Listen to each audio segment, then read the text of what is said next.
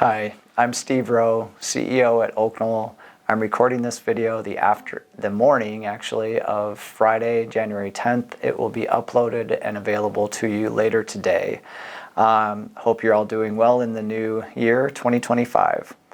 I'm going to start with a quick COVID update. For the first time in quite a while, we actually do have a positive COVID case to tell you about. We do have one person in independent living who tested positive a few days ago. They are following our isolation protocols and should be out of them here in the next couple of days. We do not have any cases of pneumonia, RSV, influenza, anything like that in our licensed nursing home or in our certified assisted living program, and just the one COVID case in independent living that we're aware of. Updates today, I want to give a quick update on our census in the health center. For a few minutes yesterday, we were down to 55 of the 58 spaces occupied. We had somebody recover well enough to go home to their independent living apartment, and within an hour or so of having that space become available, it was reoccupied by a different independent living person. So our census continues to be 56 of the 58 spaces occupied. We do have one open room in our short stay unit. The other available space is half of a shared double room on second floor, and our loft is completely full. All 12 rooms in the loft are currently occupied. Within assisted living, as of today, we have 4 open assisted living apartments. There are 2 transitions that are in process right now. We're working with households that live in independent living, and by the end of January, both of those households should be, actually that might not quite be true, but by early February, they should both have transitioned to their assisted living apartments, but that still gives us 2 available assisted living apartments. We do have some people in mind for them, but if you are somebody who thinks that you might be on the verge of needing some additional support and service, please reach out to one of our social workers. Sarah Neary or Allison Clark both work with our independent living residents and kind of guide that transition process through to from independent living to assisted living. Sometimes it happens that people are ready to do a move and they aren't even on our radar. But if you're in that situation, please reach out to one of the social workers.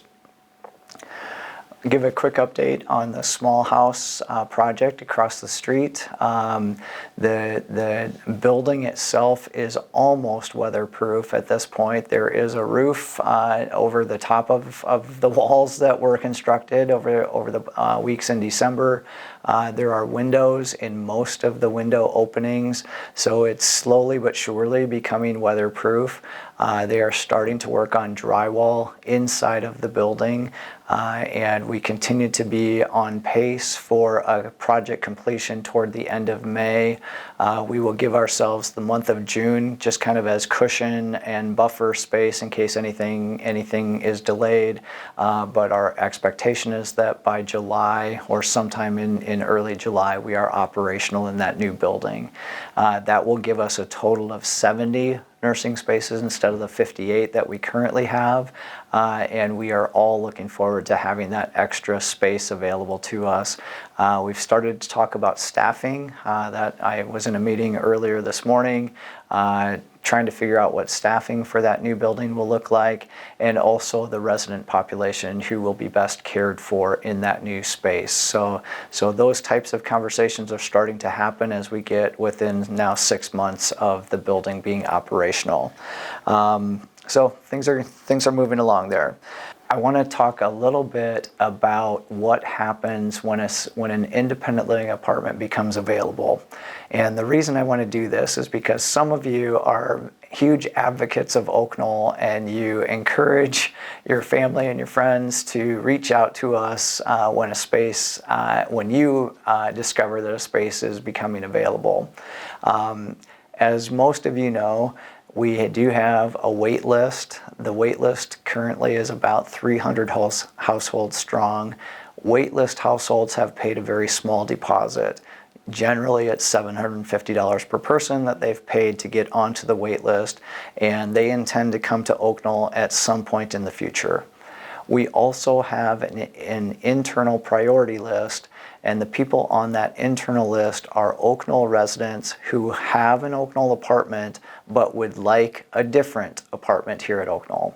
So what happens whenever a space becomes available, we are always looking internally first. Is there somebody internally who would want to upgrade into this apartment that recently became available?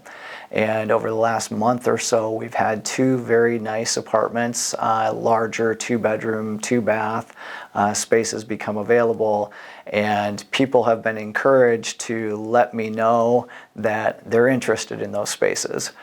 I know already there's a lot of people interested in them, and what we do is just start at the very top of the internal priority list, and the top is the person who signed their life care contract first, and we just keep working through in contract date order until we find a match for the spaces that are available.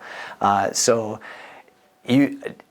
fine having people reach out to me, but our reality is, even though you're reaching out to me, I can't offer you the apartment until I've worked through the list and gotten to you.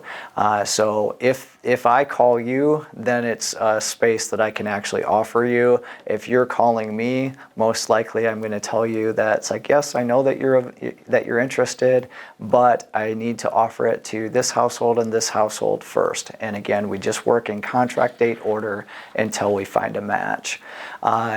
Over the time that I've been in this role, which is over 8 years now, never once have I been able to offer a 2-bedroom apartment in the Spring building or at East to somebody who is on the wait list only.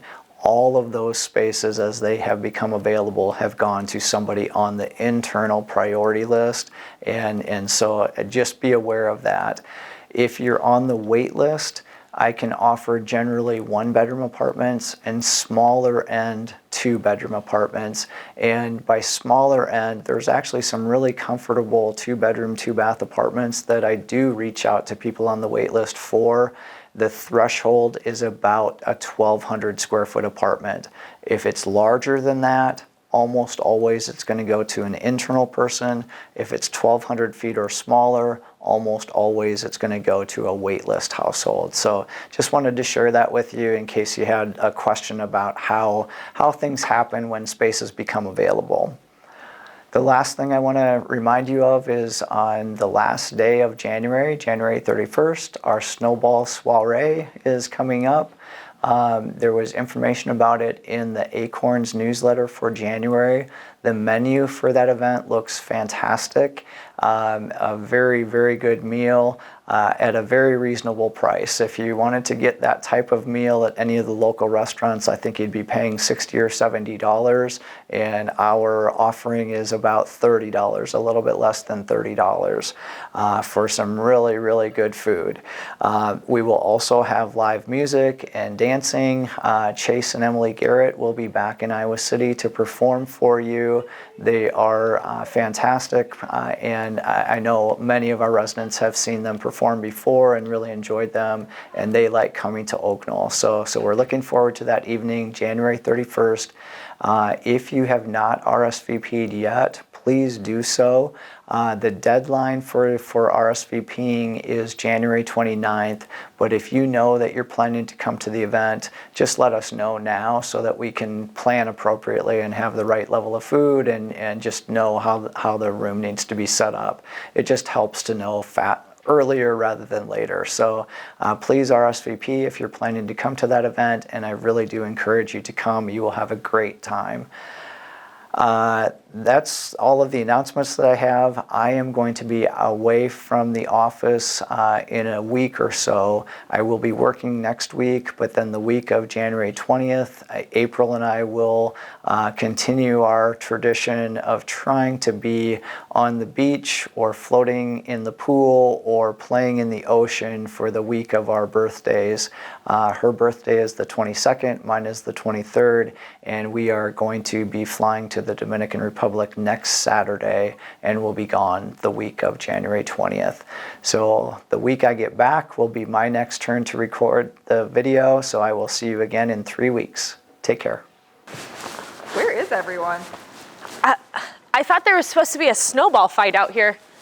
Yeah, I thought so too. Well, I could have sworn it was today. Don't you have the invite? Oh yeah. Right here. Snowball soiree. Oh. What's a soiree? I think a soiree is a fancy party. Oh. It's not even till Friday, January 31st. Oh my gosh. Well, and it even has the start time listed there. We're early. It looks fun though. Dinner, music, dancing. Chase and Emily Garrett are going to be there. Oh, they're pretty good. They're my favorite. Oh, we don't even have to RSVP until the 29th. We've still got time. Join us for a snowball soiree on Friday, January 31st.